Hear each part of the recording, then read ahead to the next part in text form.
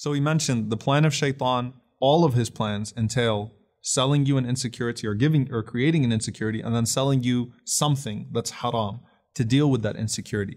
So let's take, for example, the two specific things that shaitan actually mentions in his tantrum as he's talking about how he's going to lead us astray. He says two things that seem very awkward. He says that, as a result of me coming to them from in front of them, from behind them, from their right, from their left, what are they going to do? He says, فَلَيُبَتِّكُنَّ آذَانَ الْأَنْعَامِ وَلَآمُرَنَّهُمْ فَلَيُغَيِّرُنَّ خَلْقَ اللَّهِ. That as a result of my da'wah to them, they are going to cut the ear of a cow or of the cattle. فَلَآمُرَنَّهُمْ, and then I will command them, فَلَيُغَيِّرُنَّ خَلْقَ اللَّهِ, and they will change the creation of Allah subhanahu wa ta'ala. So all of a sudden we're hearing about cows' ears and we're hearing about the changing of the creation of Allah subhanahu wa ta'ala. What does that even mean? And why is shaitan bringing these two things up as like these primary things? Because if you're reading these ayat, you're thinking he's going to talk about murder and he's going to talk about adultery and he's going to talk about these types of things. But let's go back to that equation that we mentioned. Shaitan tries to create insecurities. Now these two things, first and foremost, cutting the ear of the cow. What's being referred to here is a good luck charm or, superstitions, horoscopes. People wear rabbit ears or some type of tooth or whatever it may be, right? Something that belongs to an animal or some sort of good luck charm. Or people actually start to believe that, if this person is at my game and if this person's wearing this color jersey, then we're going to win the game. Then, everything's going to be okay. People start putting their beliefs in these silly things, and they seem very silly. Fortune cookies, right? Although I don't remember the last time I met someone who actually believed in a fortune cookie, but they must be out there, right? But people start believing in these little things, and they start believing that those things actually can affect their outcome in life, right? Now, what is the insecurity? The insecurity here is the ultimate insecurity that you're not sure that Allah is really in control. That's the ultimate insecurity. You are questioning Allah subhanahu wa ta'ala's control and Allah subhanahu wa ta'ala's authority and Allah's power. Now, what does shaitan do? He tries to make you resort to superstition, good luck charms, right? These little things. Wear this and it's going to save you.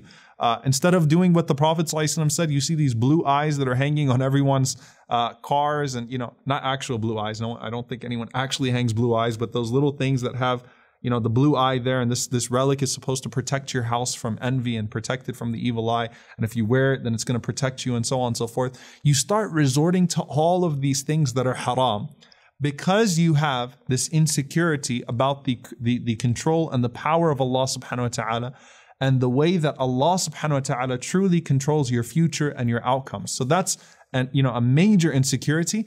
And the second one, that they will change the creation of Allah subhanahu wa ta'ala. One of the ways that you can clearly, identify insecurity in a person is when they start to alter themselves. When they start to go through cosmetic surgeries, when they start to, not for any need or necessity, but they start to change the way that they look. And unfortunately, that's something that's praised in the society, right? A person goes under the knife for 16, 20, 24 hours to change something about themselves, and that's praised, right? But the problem is that what we're not addressing is the insecurity. The insecurity, I don't like the way Allah created me. I'm not satisfied with the way that God created me. I'm not confident with what God has given to me. And so shaitan creates the insecurity. Then shaitan says, well, try to change it in an impermissible way. Here's how you can start altering yourself. Here's how you can start changing yourself to look better, right?